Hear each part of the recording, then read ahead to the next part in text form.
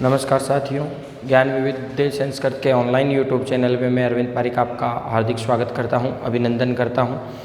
कल हम गुप्तकाल पढ़ रहे थे, उसमें अपने राजस्व जो व्यवस्था जो थी उसके बारे में हम आज चर्चा करेंगे। कल उसकी जो प्रमुख जो राजा थे या उनके बाद में जो उनका प्रशासन जो था उनके बारे में हमने अध्ययन किया था। आज हम अध्ययन करेंगे जो उसकी राजस्व व्यवस्था है, आर्थिक स्थिति जो है, सामाजिक और राजनीतिक जो जीवन था वो गुप्तों का कैसा था। तो आइए बात करते हैं राजस्व व्यवस्था। कल हमने चर्चा की थी कि एक प्रकार का कर था, 1/6 भाग दिया जाता था और कर जो था वो भाग था, कर का नाम ही भाग था। इसके बाद में हमने बात की थी कि के अनुसार राजा जो था वो भूमि का स्वामी था। राजा भूमि का स्वामी था। कालिदास और आपका गौतम, मनु और गौतम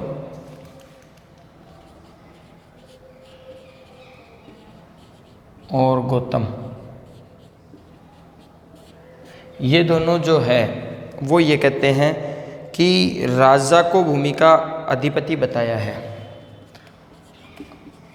राजा को भूमि का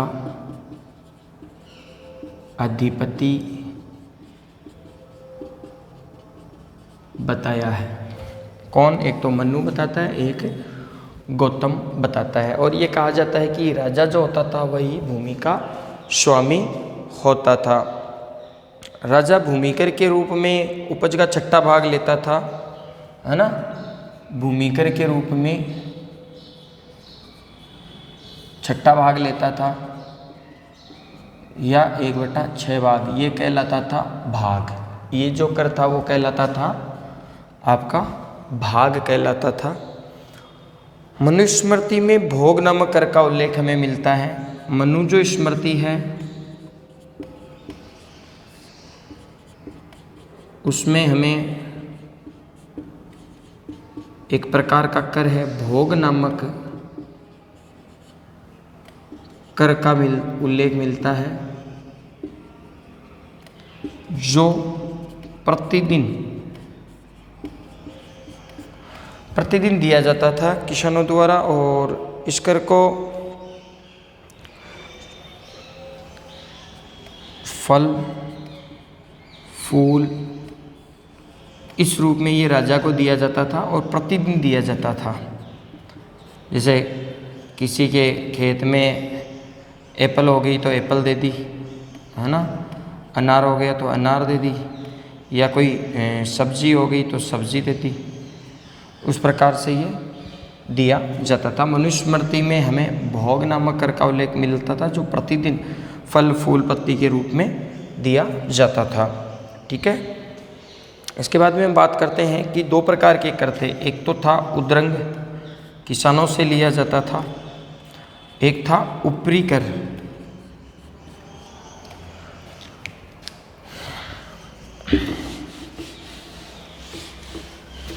एक तो था आपका उद्रंग, एक था ऊपरी कर। उद्रंग जो कर था वह स्थायी जो किसान थे इनसे लिया जाता था।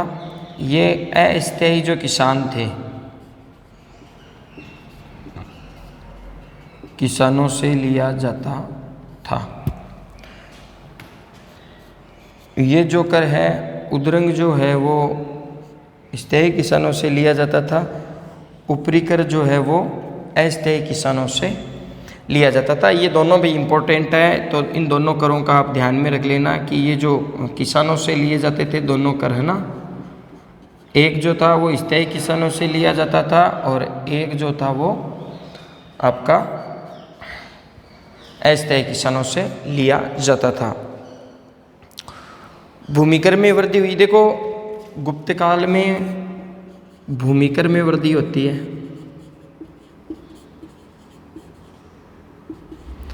जबकि व्यापारिक जो कर है में कमी आती है। भारत एक, हम पढ़ते हैं कि भारत जो है वो एक कृषि प्रधान देश है ना। तो जो गुप्त जो व्यवस्था थी या जो गुप्त काल जो था वो पूरा का पूरा कृषि आधारित था, पूरा का पूरा कृषि पर निर्भर था। तो यहाँ पर भूमि कर जो है उसमें वृद्धि होती है, जबकि व्यापारिक जो कर है उसमें कमी आती है। ठीक है।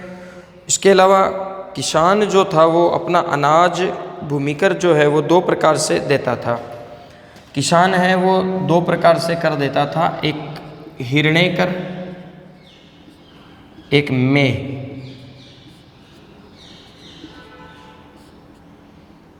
अन्न रूप में या हिरण्य होता था, नगद कर, ये ध्यान में रखना भी। किसान जो थे वो 2 प्रकार के कर देते थे, वैसे उद्रंग और अप्रिकर, अस्थायी और स्थायी। और वैसे एक हिरण्य कर था, एक में था। में जो था वो अन्न के रूप में दिया जाता था, हिरण्य जो था वो नगद कर के रूप में दिया जाता था। विदेशी वस्तुओं पर आयात कर लगता था। ठीक है। और उसे क्या कहा जाता था, तो आप लिखिएगा, विदेशी वस्तुओं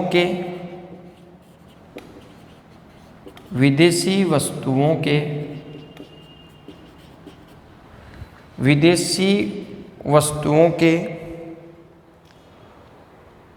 आयात पर लगाकर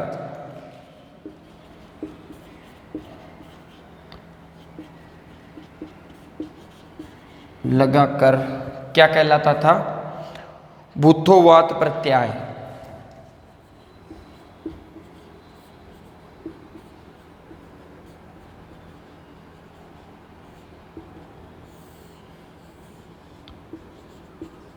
कहलाता था। ये लाइनें से कैसे आप लिख लीजिएगा। मौर्य काल में एक कर की बात की थी जिसका हमने जिक्र किया था कि उसका अर्थ होता था विष्टि। विष्टि का अर्थ होता था बेगार।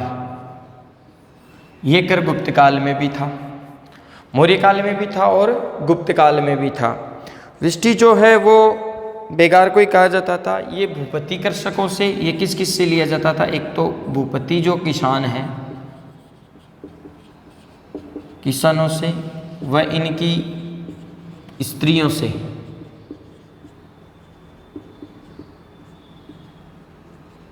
ठीक है। इसके अलावा ये जो कर है विष्टि, जो वेगार है, वो शिल्पियों और वणिकों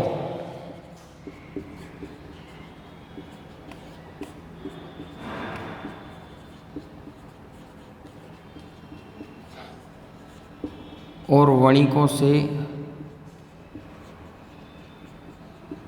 लिया जाता था। ये ध्यान में रखना है कि विष्टि जो था इसके बदले हमें कुछ नहीं मिलता था, केवल फ्री फोकट में काम करना पड़ता था, बदले में कुछ नहीं मिलता था।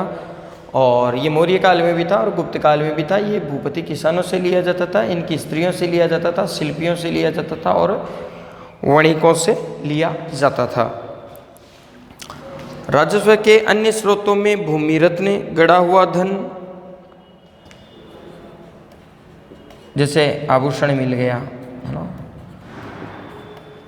गड़ा हुआ धन,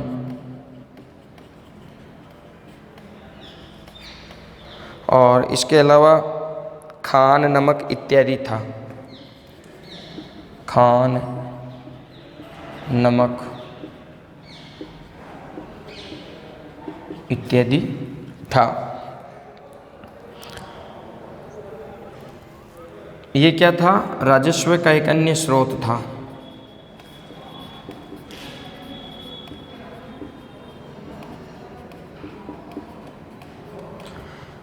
ठीक है।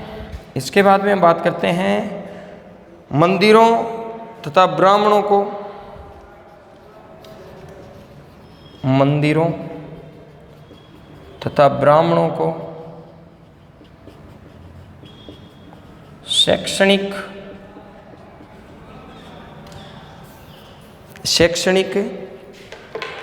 वह धार्मिक उद्देश्यों से, शैक्षणिक व धार्मिक उद्देश्यों से जो करमुक्त भूमि दी जाती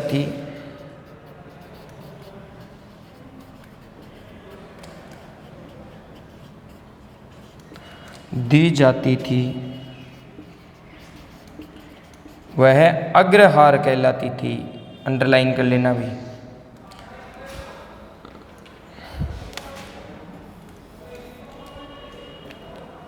अग्रहार कहलाती थी। ठीक है। भूमि संबंधी जो निपटारा होता था, भूमि से मान लो कोई वाद विवाद हो गया है ना, तो निपटारे के लिए न्यायाधिकरण नाम का एक अधिकारी होता था। ये जो ब्राह्मणों और पुरोहितों को जो शैक्षणिक उसके लिए दी जाती थी, ये इंपॉर्टेंट है भाई। अग्रहार, ये भूमि जो थी वो अग्रहार कहलाती थी। भूमि संबंधी निपटारे के लिए न्यायाधिकरण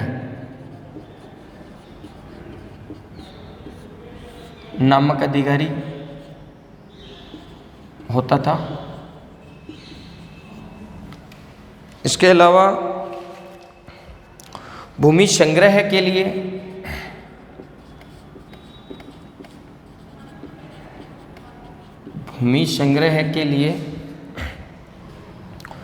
ध्रुवाधिकरण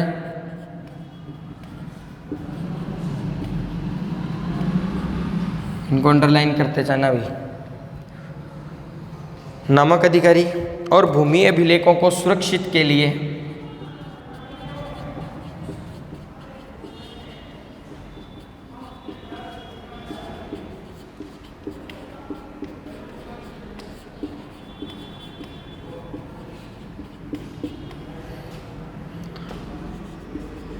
कर्णिक, तीनों अधिकारियों के ध्यान में रखना है भी। कोई भी निपटारा होता था भूमि संबंधी तो उसका न्यायाधिकरण होता था, भूमि संग्रह के लिए ध्रुवाधिकरण होता था, और भूमि अभिलेखों को सुरक्षित के लिए कर्णिक नामक अधिकारी होता था। हमने जब सातवानों की बात की थी, कल मैंने बताया था कि जो सातवान थे सबसे पहले भूमि अनुदान करते हैं। हालांकि आपके सिलेबस में नहीं है, रीट में।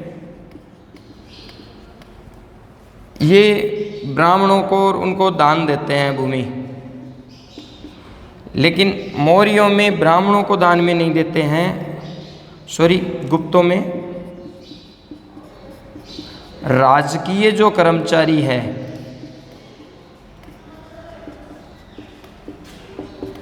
राजकीय कर्मचारियों को भूमि जो था वो अनुदान देने लग गए थे। अनुदान के साथ ही जो पद थे वो वंशानुगत कर दिए गए थे। कर्मचारियों को भूमि देने लगे थे नगद वेतन की जगह।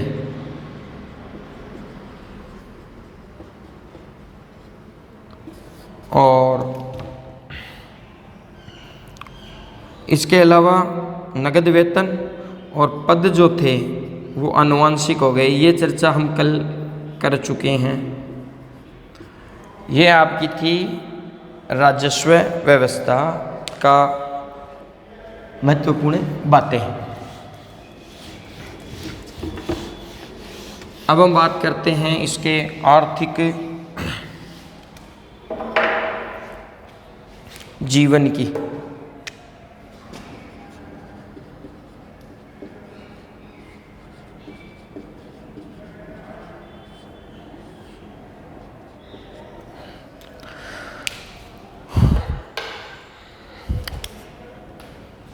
देखो, हमने पहले बात की थी कि अपना जो भारत है वो कृषि प्रधान देश है।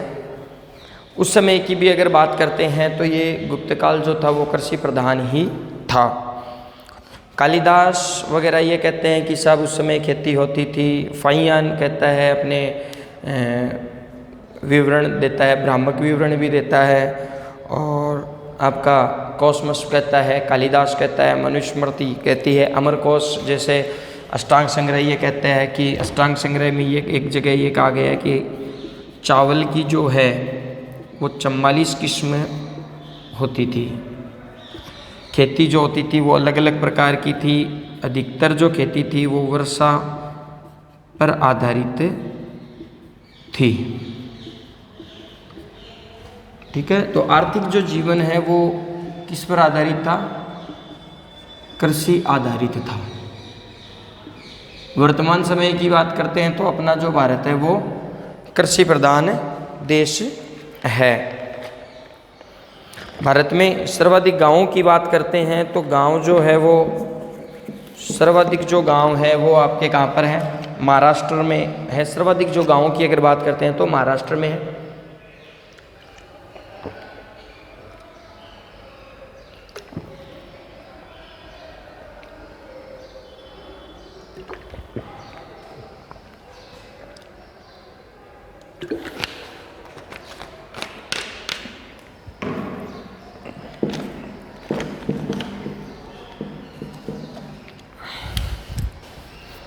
कृषि आधारित या कृषि जो था वो मुख्य व्यवसाय था।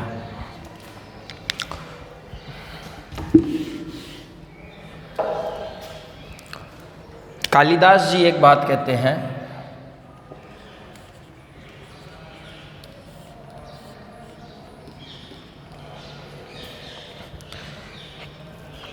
कि राष्ट्रीय आर्थिक विकास में, ये आप लिख लीजिएगा, राष्ट्रीय आर्थिक विकास में क्या था? कृषि व पशुपालन का बहुत महत्व था। कृषि व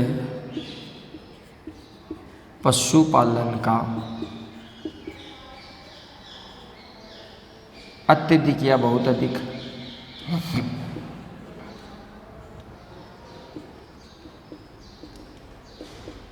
महत्व था। ठीक है, वृहत संहिता ये कहती है कि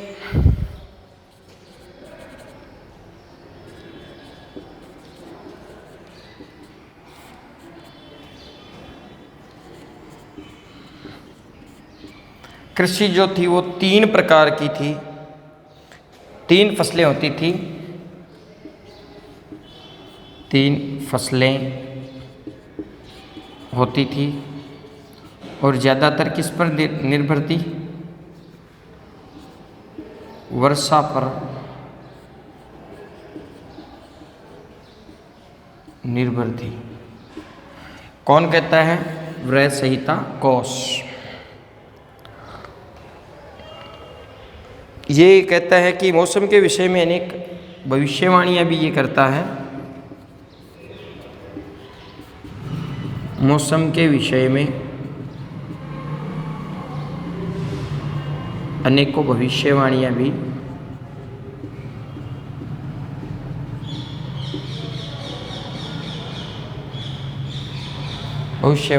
करता है।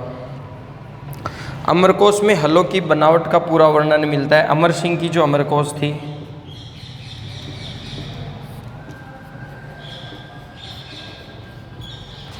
हलों की बनावट का पूरा वर्णन लंबा चौड़ा मिलता है साहब। हलों की बनावट का अगर आ जाता है कि विवरण में कहाँ मिलता है तो अमरकोश में मिलता है। और अमरकोश किसकी है? अमर सिंह जी की है, जो एक कोषागार था। अष्टांग संग्रह मैंने बात की थी अभी कि अष्टांग संग्रह में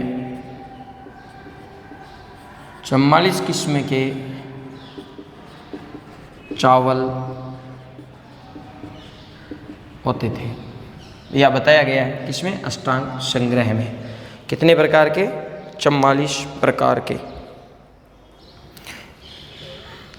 एक व्यक्ति और है इति सिंह, चीनी यात्री, वो कहता है कि चावल और जो थे वो मुख्य फसल थी। कालिदास ईख को बताता है, जो गन्ना होता है ना।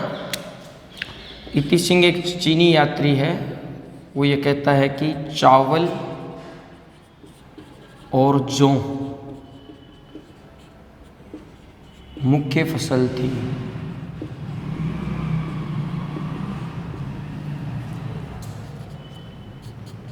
कालिदास कहता है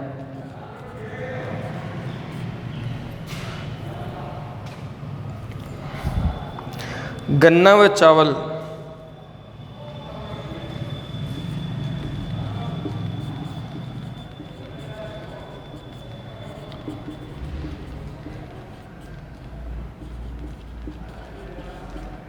की खेती की जाती थी। हालांकि उत्तर प्रदेश में गन्ने की खेती होती है ना। ईख, गन्ना को ईख भी कहा जाता है। काली मिर्च, दूसरी बात ये कहता है काली मिर्च का हमें अन्य नाम मिलता है गोल मिर्च। एक अन्य नाम मिलता है यवन प्रिय, यवनों को ये एक नाम मिलता है काला सोना। प्राचीन भारत में यवन जो है वो इसको ले गए थे और यवन इससे इतने ज़्यादा प्रभावित हो गए थे इसके बदले सोना देकर जाते थे और इसका नाम जो है वो आपका यवन प्रिय पटक दिया गया था।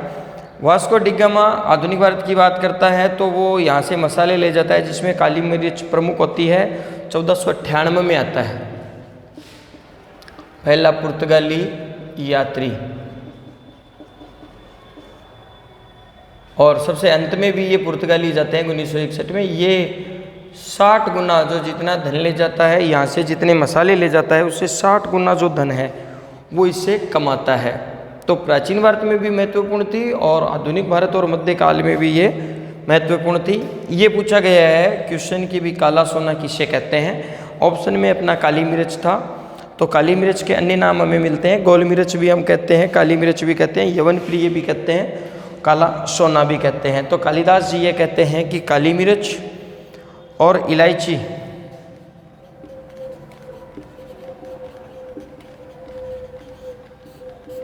काली मिर्च और इलायची मलय पर्वत के पास होते थे। मलय पर्वत के पास होते थे। मलय पर्वत की संज्ञा है, दूसरा नाम है नीलगिरी। ठीक है, मलय पर्वत में कंफ्यूज मत हो जाना। मलय पर्वत जो नीलगिरी है वो। एक व्यक्ति और होता है वो भी ये कहता है कॉस्मस, विदेशी यात्री होता है। ये कहता है कि मलय पर्वत को काली मिर्च का देश कहा गया है। मलय पर्वत को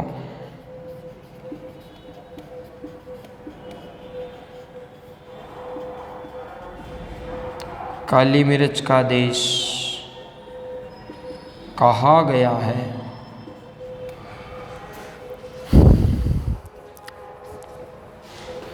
वरामिहिर ये कहता है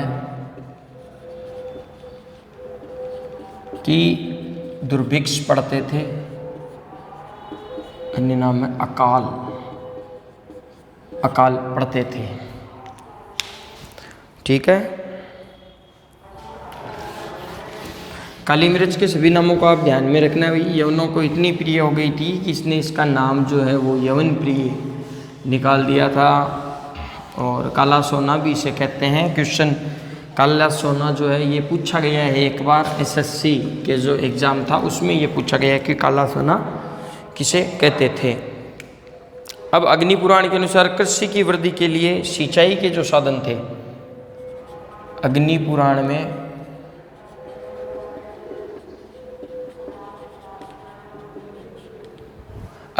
में ये कहा गया है कि कृषि की वृद्धि के लिए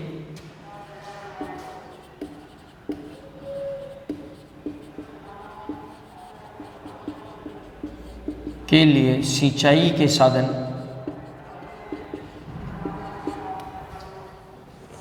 के साधन जुटाना,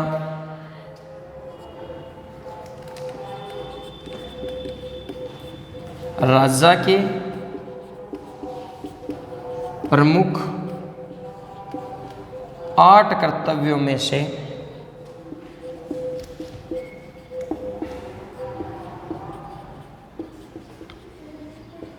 एक था। अग्नि पुराण में यह कहा गया है कि कृषि की वृद्धि के लिए सिंचाई के जो साधन थे उनको जुटाना राजा के प्रमुख 8 कर्तव्यों में से एक था। और जो सिंचाई थी, ये आरएस में पूछा गया है कि भी किससे होती थी, तो सिंचाई जो रहट प्रक्रिया है, इसका अन्य नाम हमें मिलता है अर्गट।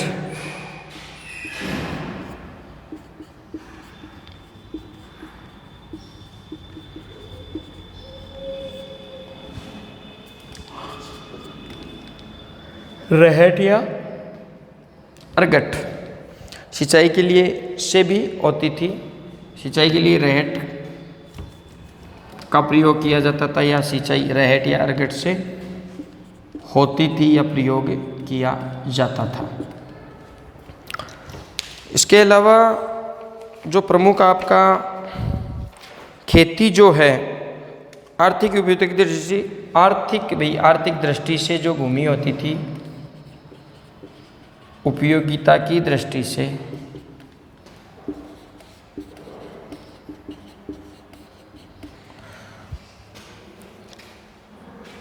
काफ़ी गर्मी है भी।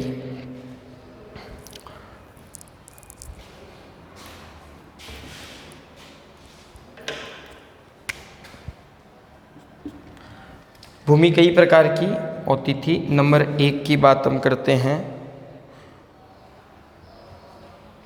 पहली भूमि क्षेत्र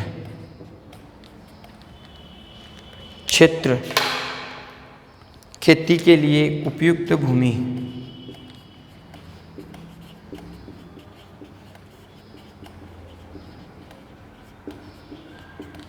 उपयुक्त भूमि। दूसरी की हम बात करते हैं वास्तु। देखो, वास्तु से पता चल जाएगा।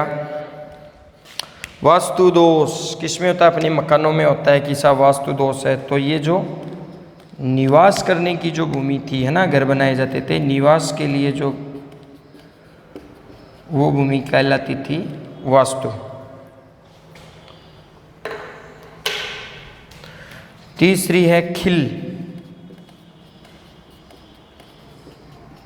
जोती नहीं जाती थी।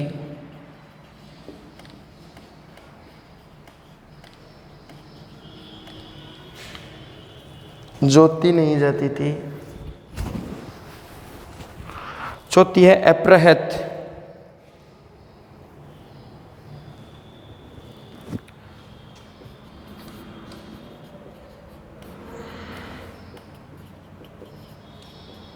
बिना जोती जंगली भूमि। इनके आप चार प्रकार पहले आप ये लिख लीजिएगा।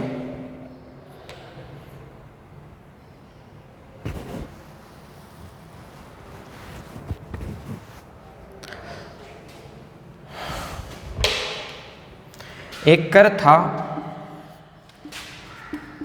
हल दंड कर। ये जो कर था, प्रत्येक किसान जो हल रखता था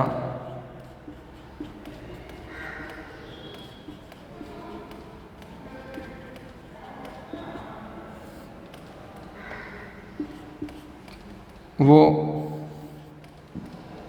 उस पर ये कर लगाया जाता था, हल दंड कर।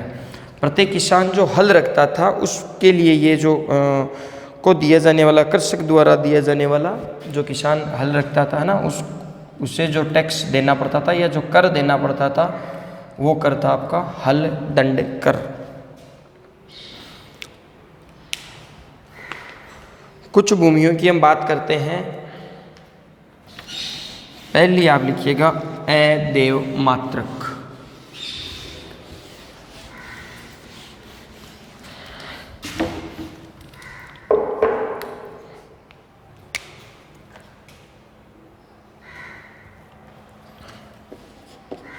ए देव मात्रक,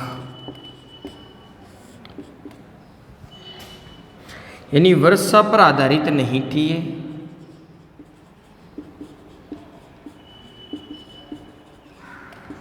कृत्रिम साधनों के माध्यम से वर्षा होती थी।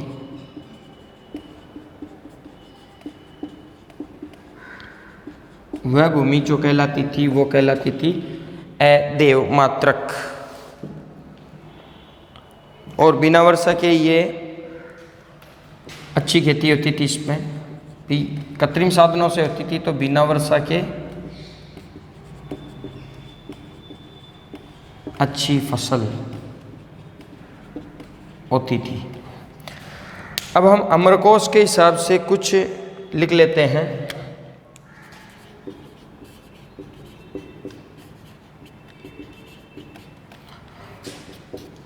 अमरकोश जो है 12 प्रकार की भूमि का उल्लेख करता है कि 12 प्रकार की भूमि थी।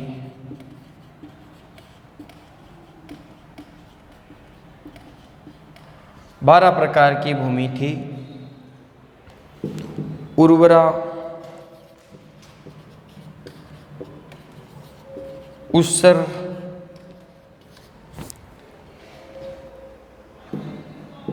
मरु, अपृहत, इसका तो हम नाम सुनते ही हैं। बंजर जो भूमि होती है ना, अपृहत,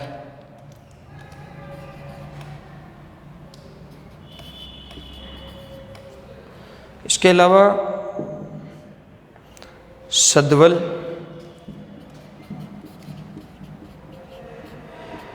इसका अर्थ होता है घास के मैदान। छठवीं आप लिखिएगा पंकिल। ये पंकिल जो है ना, यहाँ पे मैं सिर्फ पंकिल ही लिखा रहा हूँ, इसका अर्थ होता है कीचड़ की जमीन। ये RS 2013 का क्वेश्चन था भाई, कि कौन सी भूमि है ये, देख लेना कि कौन सी भूमि है। तो ये पंकिल जो है, इसका थोड़ा सा ध्यान में रख लेना। अब की बार आपका रीट का क्वेश्चन ये हो सकता है, कीचड़ की भूमि, कीचड़ की जो जमीन, RS 2013 का क्वेश्चन था ये। कच्छ, पानी के निकट, कच्छ से पता चलता है गुजरात का कच्छ है ना, पानी के निकट की भूमि।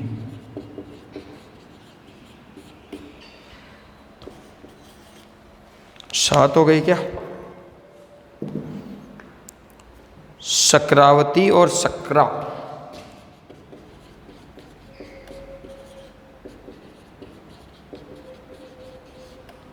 दोनों देखो सेम से ही नाम है।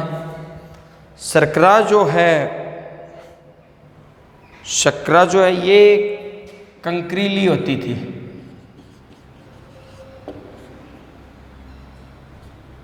सक्रावती ये रेतीली होती थी। 6, 7, 8, 9,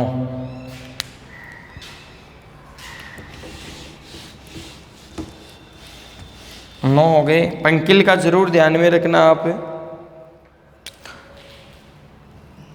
नदी मात्रक और देव मात्रक, नाम से ही पता चल जाता है। अदेव मात्रक का ये उल्टा हो गई, और नदी जो नदियों द्वारा सिंचाई होती थी, ठीक है।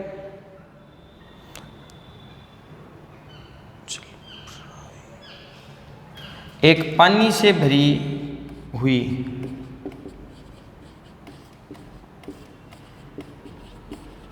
जल प्रायुनम, जल प्रायुनम,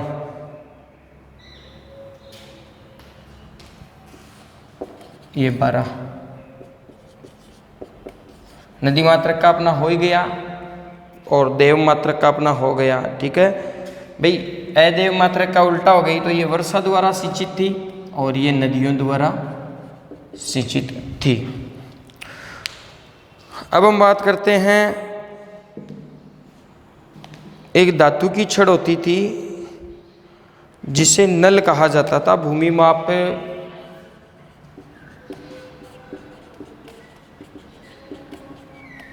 के लिए प्रयुक्त साधन।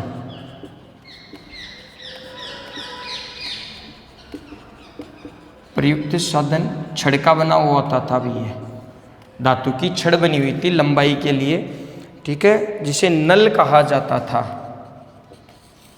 ये आप ध्यान में रखना, नल जो है, ठीक है। और बाकी की जो चर्चा है हम अगली कक्षा में करते हैं। तब तक के लिए धन्यवाद।